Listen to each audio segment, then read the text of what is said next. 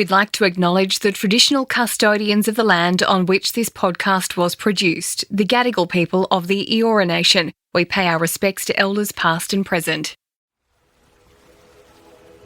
It's March 2016 and we're on Bombo Beach, about 2 hours south of Sydney. Brett Connellan is here to try and clear his head. He's had a bad day and knows that grabbing his surfboard and heading for the waves will be the antidote he needs. He's roped his friends Joel and Aggie into the mood-boosting trip. Brett heads out into the surf. The sun is starting to set and the conditions are good. Brett reflects on the day. He thinks to himself, at least I've been able to do something to make me feel better. But Brett's bad day is about to become a total nightmare. He's thrown off his board. The world goes silent. He's too afraid to look down. He sees Joel with panic in his eyes, racing towards him. I'm Middleton, and this is Head Game. Today, Brett Connellan on the surf that changed everything. Super stoked to have Brett Connellan on my podcast, Head Game. Now talk about Head Game. He's had to battle some serious psychological and physical trauma. He's sitting opposite me right now and I can see his leg, and that is quite the munch, Brett. I can, just by looking at your leg, I can tell that you're super lucky to have it, right? Definitely lucky to have it. Calling it a munch is definitely one way of describing it. That's not a bite, that's a munch. No, that shark has taken a big munch out of you. Definitely, and it's quite an intro too, isn't it? Yeah. It is, mate. Listen, I was going to get straight into it. You're sat right opposite me. There's no other intro to give. That's it. Wow.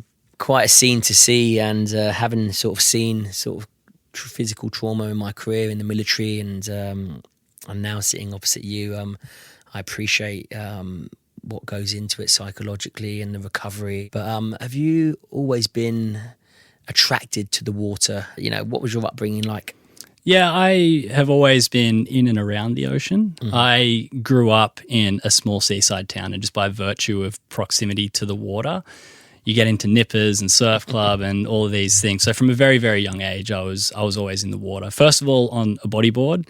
My dad grew up as a surfer, so he spent time trying to get me onto a surfboard. In the family. Gotcha. So it wasn't until I was 11 years old that I actually jumped on a surfboard for the very, very first time. And from that moment, I was 100% just a pure surfer. I did a bunch of other sports at that time in my life, and I dropped them all and just wanted to surf. So from that point, like you ask, are you a surfer? Then definitely. When was your, let's call it your lucky break? When did you realise, actually, this is something I can do, you know, I could really, really get my head into and do professionally? It wasn't until much later on. Until when I was about 21 years old is when I had that realization. And I didn't have much success in the early days of my surfing. I had success locally in some of the competitions around where I live and in board riders, but with the bigger competitions on like a state and a nationwide level, I had always really struggled to get past the second or third round. And I kind of got to the age of leaving school, like 18 years old, and I was faced with the decision of what do I do with my life? Like I had no real solid results that would indicate that I was going to become a professional surfer, but I still wanted surfing to be a big part of my life. So I actually moved to the Gold Coast for university and did surfing studies, which sounds like the most ridiculous, bizarre course that you could ever do. Not in Australia. Not in Australia, exactly. It's the main reason I wanted to do that was it's a course that gives you a look at a bunch of different subjects, but they're all surfing specific. So you'll do marketing and events management, and hopefully you'll find something that you want to do that you can follow a career with later on. But that was one reason that I did it. I knew it would give me options, especially if the surfing thing didn't work out. But the Gold Coast is really where the surfing scene is in Australia. And moving up to there, I knew I was going to at least have a chance to, be seen and noticed, and I'd be able to enter a few more events. And when I was up there, I loved doing my uni, and it's where I got my first ever proper sponsor. Was up there just surfing a beach one day, and a guy who made surfboards came up to me and said he really liked the look of my surfing. He wanted to support me, and that confidence, cool. yeah, really, really cool. Yeah. And that confidence that built. I ended up moving back from the Gold Coast. Essentially, I got sick of how busy it was up there. Coming from a small town, Yeah. I'd go for a surf at home. There's 3 or 4 people out, whereas you go for a surf at Snapper Rocks or anywhere up there, and it's hundreds. And I found it really difficult not to be able to find that little pocket or that corner to myself. So I moved home for that. But when I did move, surfing was you're making decisions on your career, on your life due to surfing, right? Exactly, yeah. So you're living and breathing it, let's be honest. You're 100%. doing your uni, you're loving your uni, but this is what you want to do. Yeah, and my mindset and the reason I did the uni was I've always want to leave the door open for professional surfing if it's available, if I keep improving and things get better. But you've got to be realistic, and I wanted to back myself up with a career. So yeah, there was a lot of decisions that were made that I guess from the outside they look like they are very, very much driven by the love of surfing, which they absolutely were. So when I moved home, I had kind of settled back into working for a surf shop down in Wollongong, close to where I live. I was surfing, writing for a new surfboard shaper, a new sponsor that I was also working for, and had actually started surfing for my local board riders team that I grew up surfing for again. And this event popped up called the Australian Board Riders Battle. And it's like a teams event where you surf for your club. So I had all these people that I'd grown up surfing for. There's a team of 6. You go and surf against all the other board riders clubs in the area. And they had one event which was at Bombo Beach, my local beach. So you're representing. Yeah. It was me and a couple of older guys who had been in the club for a long time, and a couple of the younger surfers as well. And we ended up winning this competition. And it's the first competition that our club had won in over 20 years, so it was really big for our club. But what it did is it qualified us for the national final of this event. So all the teams from all over Australia it was in Connellan that year, and compete against each other. Do you remember that moment? Do you remember thinking, wow, this could potentially be a game changer for me?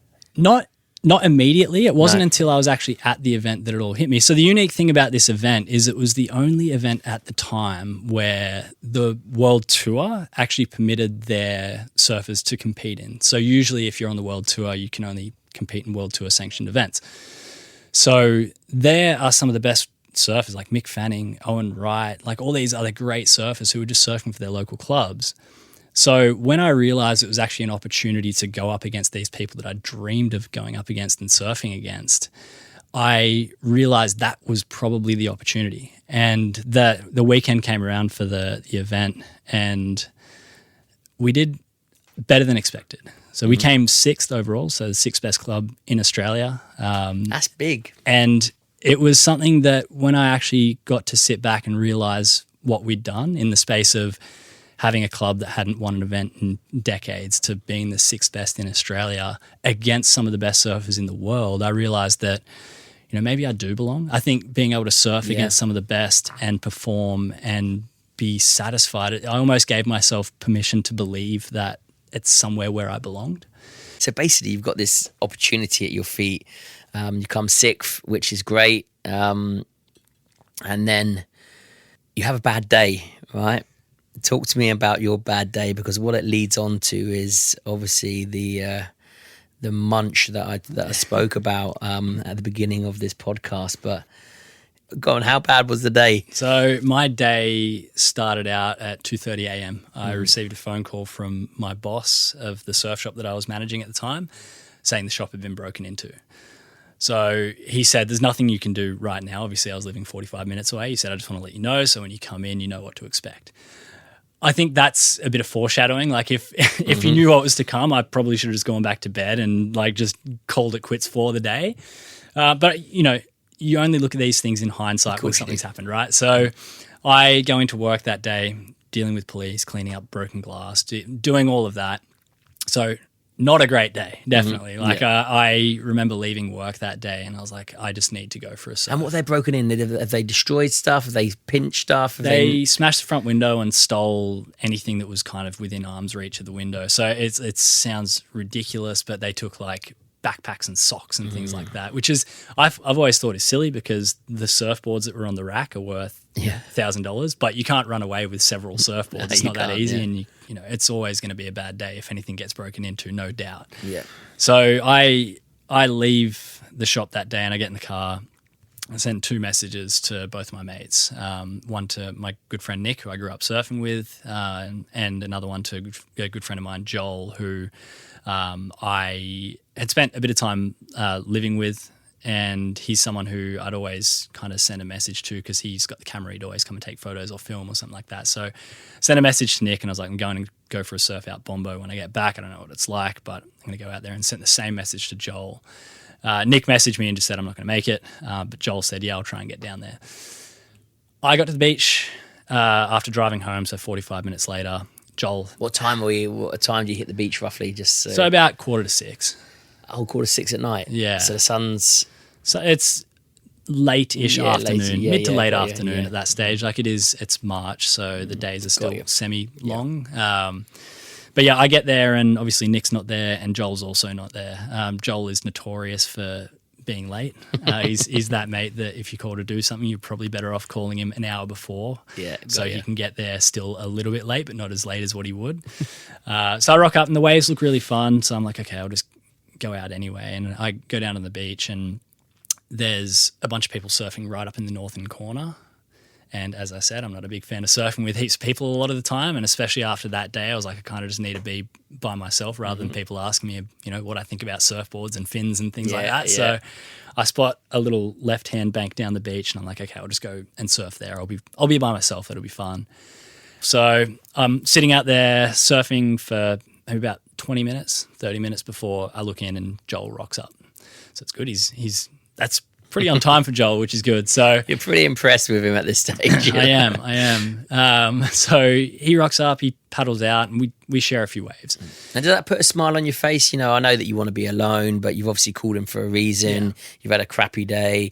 Do you feel better already just hitting the water? Yeah, I know that I'll always be happier in the ocean. There's something about being in the salt and just surfing that it's always made me feel good. So I know it has that, but also like being able to share that with someone and talk about the day, like that's what that was great for. So Joel comes out, we share a few waves. I'm telling him about the day and, you know, we'd probably been surfing for like another 30, 40 minutes. And by that stage, I do have a little smile on my face. Like it hasn't fixed what happened. Like it hasn't repaired the front window of the shop, but I feel a lot better because of it. And I'm like, okay, at least, you know, this has all happened. So yeah, what's done is done. Now it's time to, Yeah. So Joel catches a wave and he gets quite a nice wave. He's probably about 150 meters down the beach. And I'm just sitting there kind of reflecting on the day that's happened, just thinking about where it started, obviously all the way back at 2:30 a.m., thinking, you know, it's been bad, but at least I've been able to do this. And I'm looking back towards the beach. Joel's now wife, Aggie, she's on the beach, came down to watch him surf, which she doesn't usually do. She's sitting there in a blanket, watching the sun starting to kind of go behind the mountain there. And as I'm sitting there having that thought of like, at least I've been able to turn this day around, I get hit from my right side with immense force.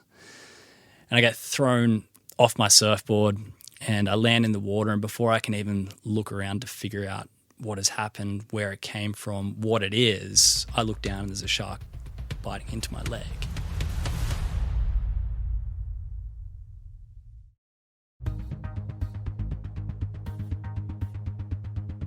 So Brett, the first knock is not the bite. No. So the first knock is sort of like a orca attack, right? When they knock the seals off the ice and then they attack from. So that's sort of, it's a calculated attack. It seems like I mean, it feels like it. It's one of those things you don't know in the moment, but yeah, looking back on it, and it seems like that was, you know, almost the intent of what was happening.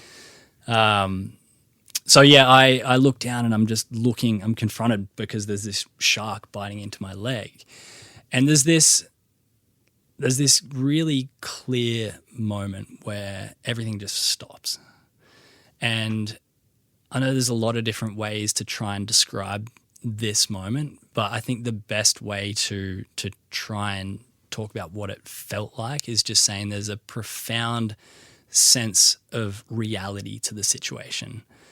You don't exactly know what's going on or how bad it's going to be or anything like that. You've got no thoughts other than this is real.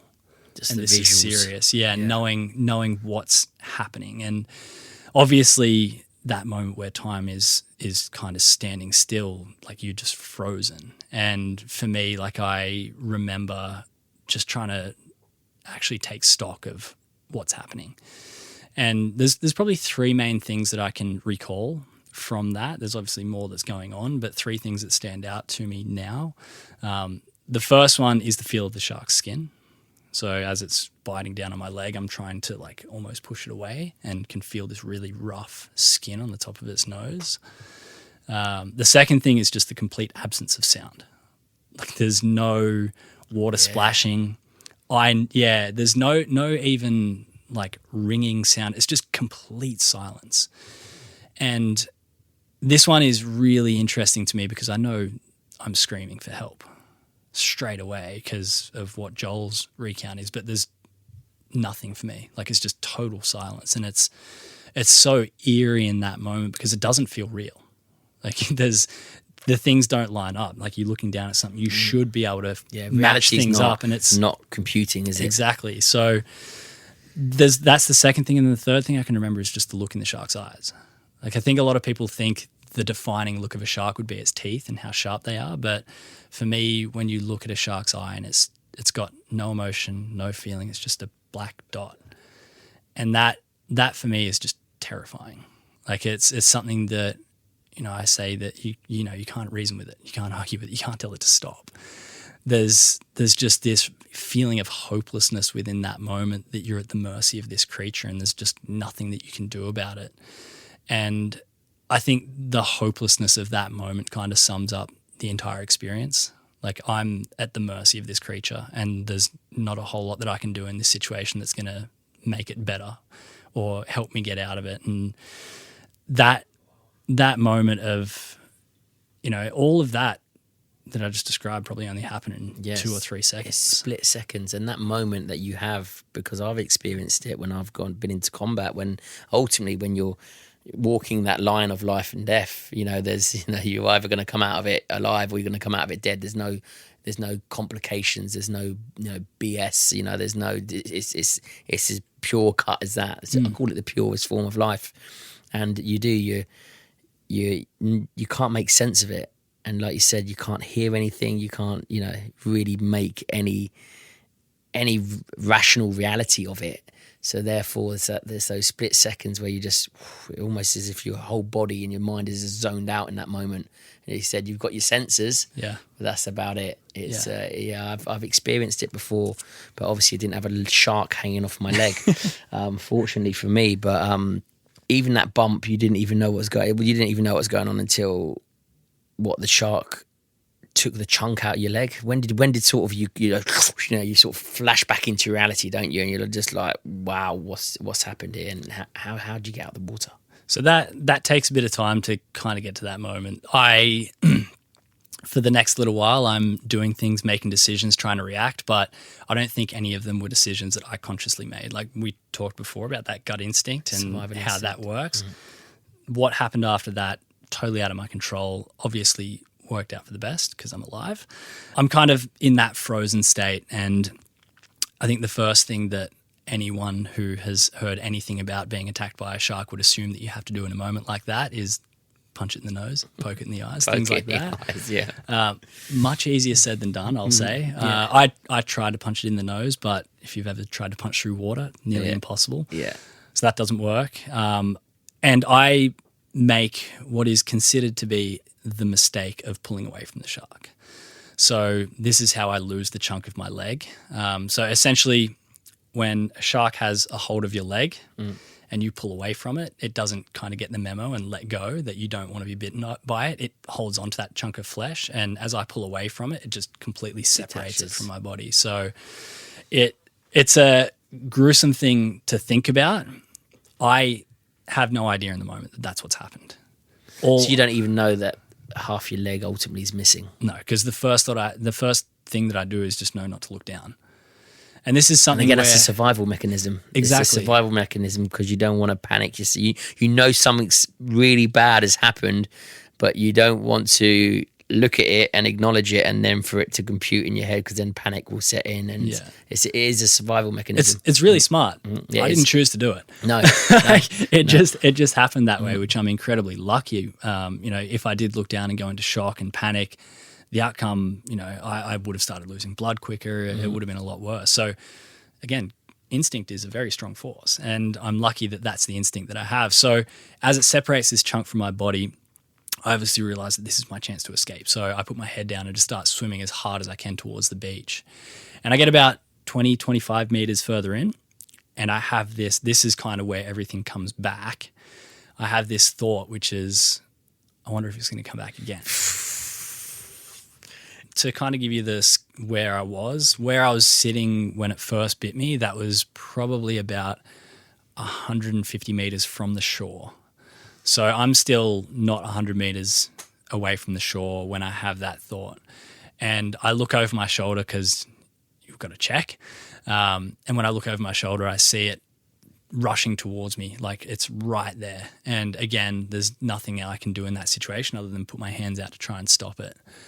And I'm right-handed, so my right hand's got pretty good aim. That lands square on its nose, luckily. My left hand takes a little detour through its mouth, snags itself on a few teeth. These are the not munch, the cool scars. Like that's just brushed against the tooth there and pulled this massive chunk of skin out of my palm. There's a couple of other little cool teeth marks there. Yeah, they're the cool scars. Pretty cool, yeah. But just from brushing against it, and obviously when I realize where it is, I try and pull it out as fast as I can. And there's this next moment where I've got like both hands on the nose of the shark. It's pushing me through the water. I'm feeling the power and the force that this thing's got as it's like kind of swimming me towards the beach. And I'm like, how do I get away from it this time? Like I had to give up a large chunk of my quad the first time. What's it going to take this time to get away from it? That's like what I'm trying to realize in that moment. Obviously at this stage, I've got a little bit more sense and I'm starting to actually compute things a little bit more. And I'm looking around because I'm just trying to figure out what's available, what I can do. I don't have my surfboard at that stage because when it hit me the first time, its teeth cut through my leg rope. So when I got thrown off my surfboard, I was immediately disconnected from it. So I'm looking around to see what I've got. I don't have a surfboard. I don't have anything. And I see a wave approaching because we're just inside where it's breaking.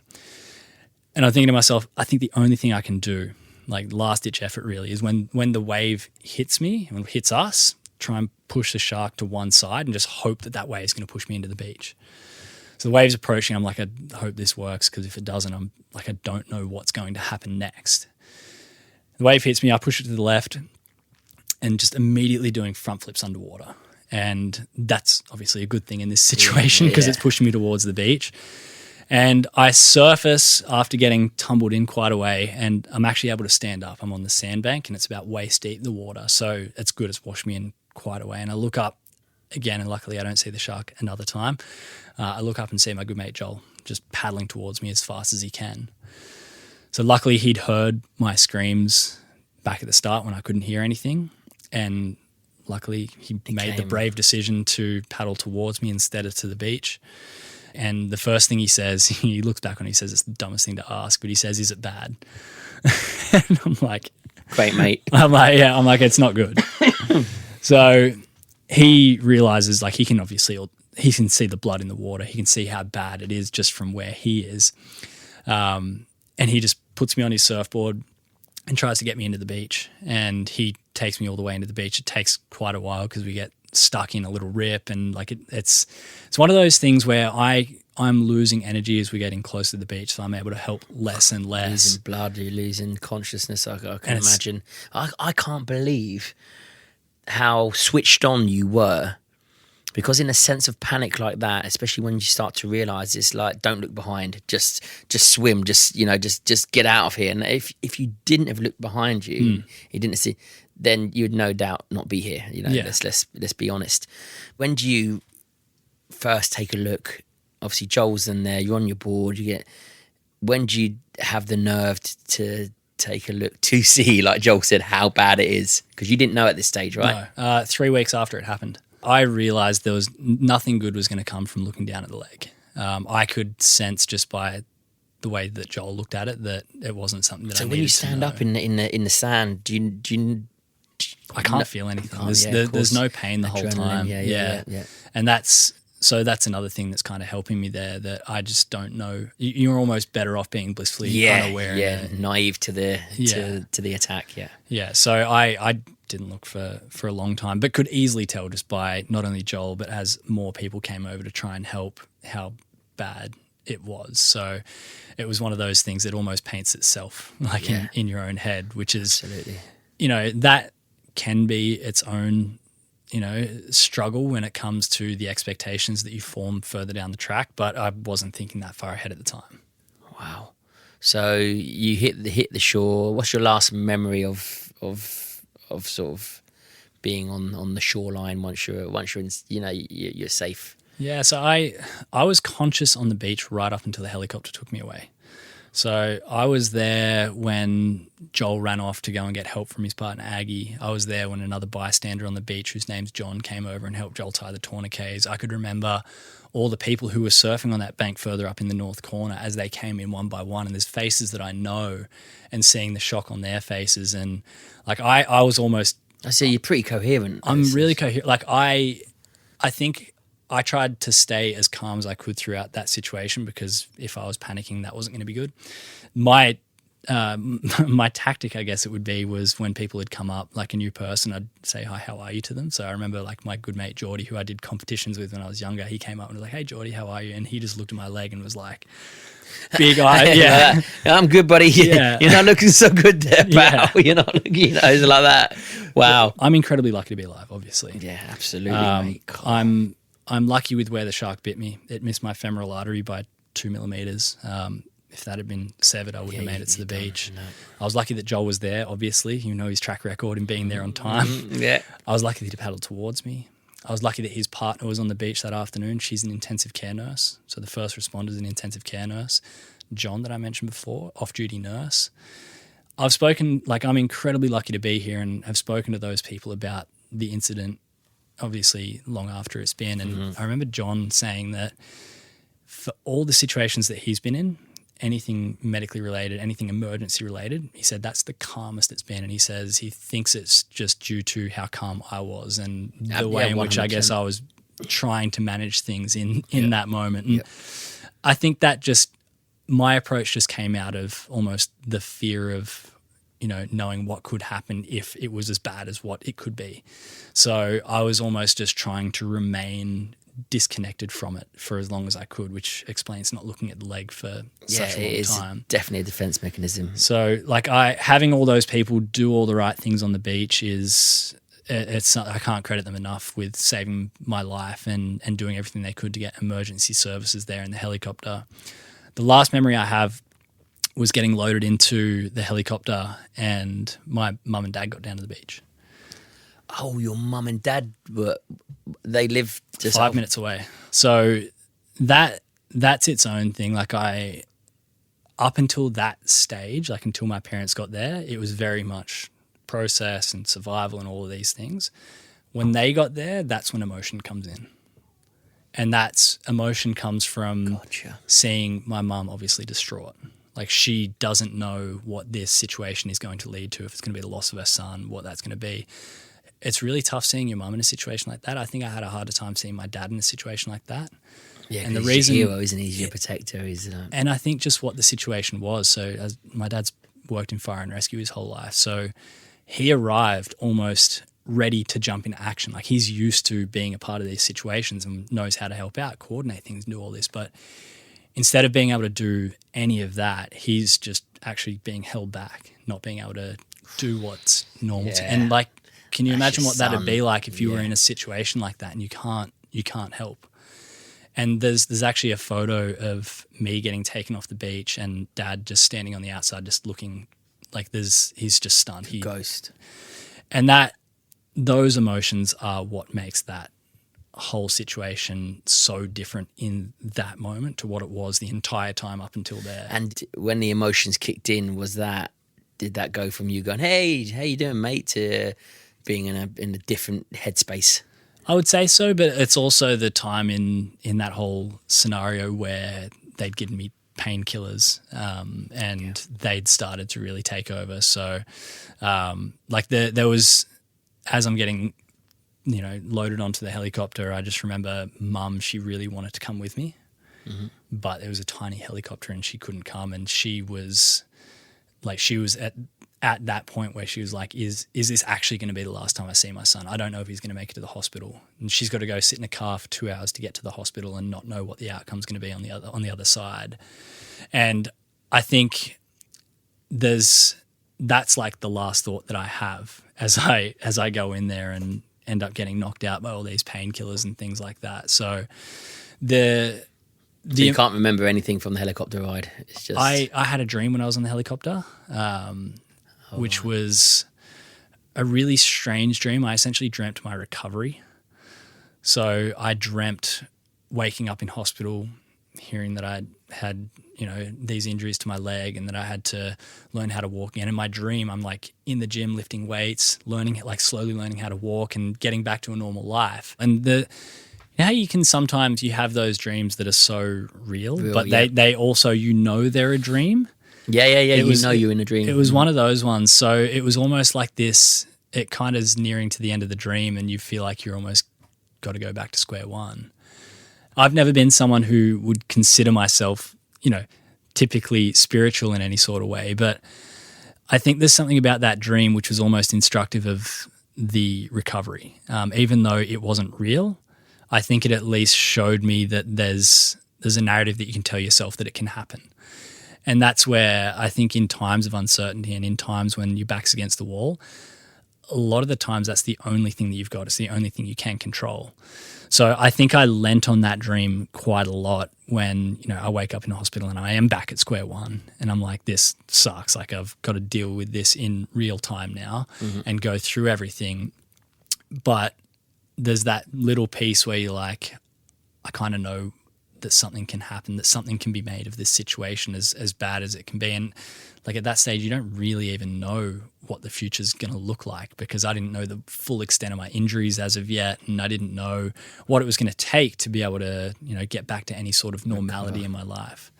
So that the dream itself is something that it could easily just be looked at and been like, yeah, it's just a dream. It's nothing. But you took hold of that. I think, it was one of the few things that I had to kind of, grab onto in those early days for sure.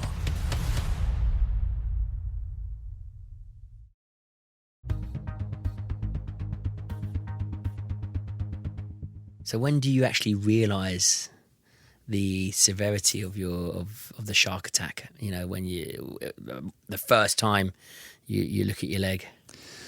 So again, that happened 3 weeks after the attack. So a lot happens in that time. The first time I actually realized the severity of the attack was when the doctors were telling me about it. So they come in early on after they've been able to assess it. And they're like, you've lost about 3/4 of your left quad. So it's pretty bad. We're not sure if we're going to have to amputate or not. So there was a question that they might have to take it off completely. Yeah, they were really unsure in the early days. They were saying, we're still, they said it was a mess when it first came in, covered in sand and just bits everywhere, and they couldn't really figure out what was left, what was taken. So they were really, really unsure, and they're like, we don't know if there's been any damage to the actual bone, and if there's damage to the bone, they're like, we'll have to amputate. So I just remember the first time I heard them say amputate, it scared me so much. Oh, I can imagine. I just remember first of all just being like, if there's anything else we can do, I'll take that option. I don't care what, because there's something about obviously there's a point where it's not a choice and you don't really get to choose whether your leg gets amputated or not. But I just remember having the thought of, after they told me where the wound was and everything, the idea of throwing away the knee down, which is perfectly fine. I was like, I don't want to have to do that. It's getting rid of good parts. So I was like, if there's anything, and they're like, we're looking into a few other things they can do. So they came back the day after and they're like, we're looking into this operation, which is going to be a bit of an experiment in a way, just to see what we can do. What they ended up doing is they took my entire left lat muscle from my back and they transplanted that into my leg. So as you look at my munched leg, that there is actually my back muscle. No way. Yeah. That's your back muscle. Yeah. So they take the lat muscle from the back, transplant that into the leg because it's about 15 centimeters of exposed bone that they've got to cover up. So they put that in there. They connect a blood supply to keep it alive. They connect a nerve, which they say might make it work at some point in the future, but it's not about that. It's just about trying to stave off amputation. So then they do a bunch of skin grafts, and that's what they did for the operation. And there was so much uncertainty with that, but I was just happy that I had the chance to keep it.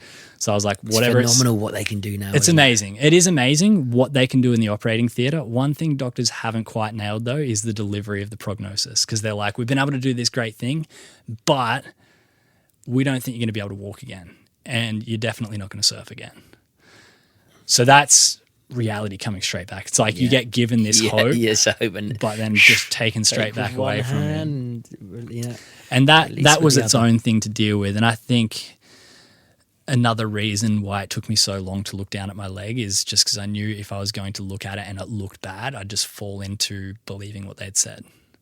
So I was like, I just want to put it off for as long as possible, focus on what I can. And it was hard because I was getting some of the operations, especially when they were changing my dressings, where they'd lift my leg up. And because I had no quad muscle to oppose the hamstring, my leg was hyper flexible. So they could lift it up where it was like next to my head. And I know it's right there. And I'm looking away because I just don't. Laugh. I can just imagine you going, I've been putting this off. Yeah, and I'm still not going to, that takes willpower, mate, to be fair. So fair play to you. I got a glimpse of it very early on where part of the dressing on the upper leg had fallen down, and that's where it's all stapled together, and it just looked like a zipper that was trying to pull apart. And I was like, that again, it was just reminded I just didn't want to look at it. Yeah, just like, ooh. So throughout those 3 weeks, I'm obviously dealing with what life's going to look like, trying to figure out how to live life from there. And there's obviously the reality of what that might look like, but then you're also trying to give yourself that bit of hope of being like, maybe we can do something to overcome this. And the first time I did look at the leg, I had to kind of get myself ready for it. I had to tell, people around me, okay, this is going to be the day I'm going to actually have a look. And to be honest, it wasn't as bad as what I thought, which is that's another bonus, right? It is. And I think it really kind of just goes to show the way in which we can paint those pictures in our heads of how bad and how terrible things can be. And it's not always the case, but a lot of the time they're not as bad as what you think. And I think that was probably, it might have been a different story if I looked down and it was awful. But I remember looking down and being like, we can work with this. Yeah. It's not as bad as what I think. And at that stage I'd gotten a heap of support. So I'd started getting messages from people, friends, family members, community, all of these people, like people you wouldn't expect as well. Yeah. And then the surfing community worldwide. I remember when I was growing up, there's a surfing magazine called Stab Magazine, and it was my favorite magazine. My dream for so long was to get a video featured on their website. And it wasn't until I was attacked by a shark and they did a story on it that one of my videos that I did with Joel made it onto their website, and people actually saw it and loved it. And I started getting support off that, started getting people like Owen and Mick Fanning and Kelly Slater sending me messages. And I was like, oh, wow, that's cool. The support that you receive in those times it's incredible. And I don't think you realize the support that you have until something bad happens. And it's honestly, it's a terrible way to find out. And I felt all of that. And there's one person who's part of that support who I credit with essentially, I'd say, changing my life, definitely changing the course of my recovery. So I'm laying in hospital one day and I get a text message come through. And it's from a number that I don't know, but the guy introduces himself. He says, hey, my name's Scott. Actually went to school with Joel. I'm a physiotherapist from a local physiotherapy clinic in Kiama. So very close to where I live. He'd heard about me and my story, and he just wanted to offer his services in physiotherapy to help me get better. And he said, look, you've obviously got a long road ahead of you. He said, people fail not from aiming too high and missing, but from aiming too low and hitting. He said, look ahead with determination and set lofty goals. And I remember staring at that message for a good 10, 15 minutes and just thinking about essentially what it meant. Like, and the first thing, like, I had to figure out what it means to aim too low and to miss, because that's something that we don't really think about all that often. And I guess the best way I use to describe it is like, and you'll have to excuse the lack of a better metaphor in a story about a shark attack, but what it means to aim too low and to miss, it's the equivalent of like choosing to go fishing in a puddle or a pond as opposed to the vast open ocean. Yeah. The puddle and the pond can be safe and comfortable, but you fish in there at the expense of of what? course. Yeah.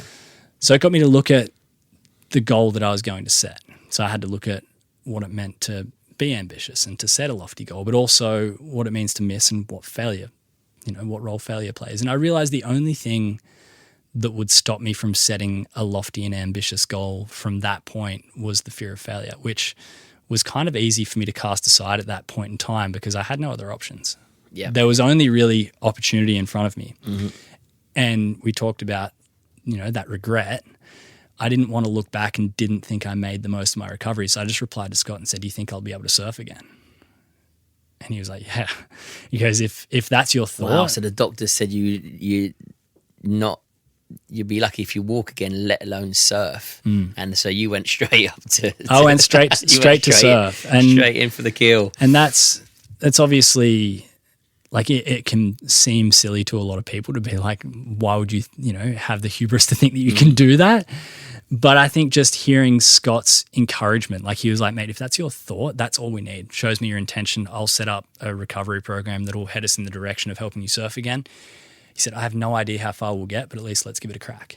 And that for me kickstarted my recovery. Like, it didn't happen overnight, it took time, but working closely with Scott, he was the perfect person to help me get through it. Like, I can't credit him enough with helping me get through that. Obviously, like, I'm the one that has to get in there every single day and do the work, but without having him believe in me and actually support me through that, like, it's really good to have someone who can, help you physically work your way through it, but then to be there as a friend and a mate and a supporter who wants the best for you, like that, I think is a pretty unstoppable combination. Best interest at heart, right? So he helped me massively over the coming months as we worked our way through this recovery.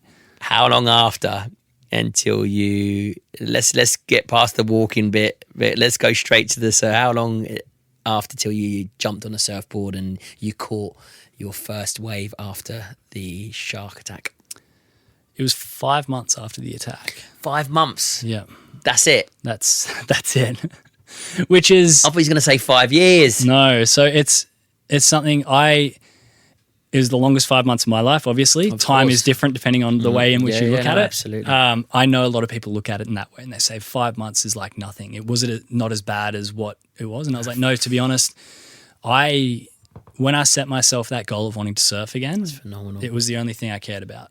I was incredibly lucky that I had all those people supporting me that basically put me in a position where they were like, your recovery is your full-time job right now. So I was doing it 7 days a week and going into physio every single day, obsessed with it. And it wasn't obsessed in the way that I had to go in there and be the best every single day. Like, it was just my mindset was actually just to show up every single day and trying to be a little bit better than the person I was yesterday. You're obsessed with your goal as well. Over and over again. Yeah. And that... it's those tiny percentages, isn't it? It's tipping up, 0.01 more of a percent than you did yesterday. Yeah. This 0 to 100 doesn't exist. It's about acknowledging that it's going to take time, but as long as you're on that trajectory of and it's going up tiny substrata of a percentage at a time, then you're winning. They're the small victories that you need, right? Exactly. And those victories, it's funny, in a recovery like that, those victories are really easy to see in the early days. Like, you make a huge amount of progress. Yeah. They get smaller as time goes on. And that's really where recovery does get difficult, when you're really, really close to your goal and it's right there, but you just can't jump there. You have to kind of trust that you are still doing the right thing and you are going to get there. But that's really, really tough to deal with. As much as it looks like you're, when you look back at where you started and where you are, you should be so proud of getting to that point. But you just want to get that little bit more and that little bit more. That for me was probably the hardest part of my recovery, and that's where I really had to lean on a lot of that support that was around me. And like, I've mentioned Owen Wright's name a few times as we've been talking. I know you've chatted to him before. just ran into him at a local cafe when he was going through his injury. And one of the big things that helped me through that back half of my recovery was after I chatted to him and saw some of the struggles that he was going through, it made me realize that it wasn't just specific to me. Like these are things that everyone has to deal with. And I think there's a bit of comfort that you can take in knowing that people have been through those tough times before and they've gotten through them, and you can do the same. And I think that was one of the things that got me over that last 15% to the point of surfing again. Love it, mate. Love it. And what I find fascinating about this story, and there was an opportunity to have the shark cold. And you said no. You didn't even question that. The answer, did you? It was like, no. No, exactly. When you grow up a surfer and you're going into that environment every single day, you know that that's their home. Like it's something I, in no set of circumstances, could have felt any sort of malice towards the shark, just based on who I grew up as a surfer believing. Like it's something that it wasn't even a question. And I think I didn't feel this in the moment, but this is something I've gained with a bit of perspective and some time to think about it. I, despite what has happened to me, have a huge amount of love and respect for sharks.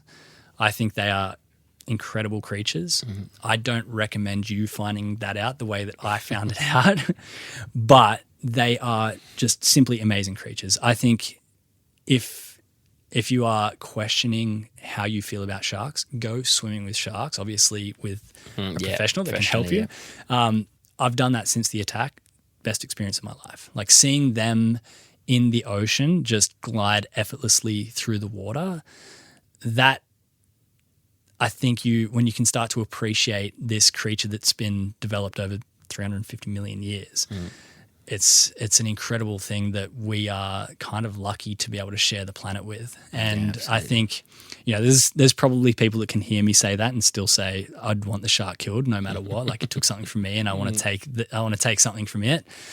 But at the end of the day, like the mantra that I've kind of lived by since the attack is that it's not about what happens to you. It's not about the shark attack. It's not about any of that. Like what truly matters is how you respond.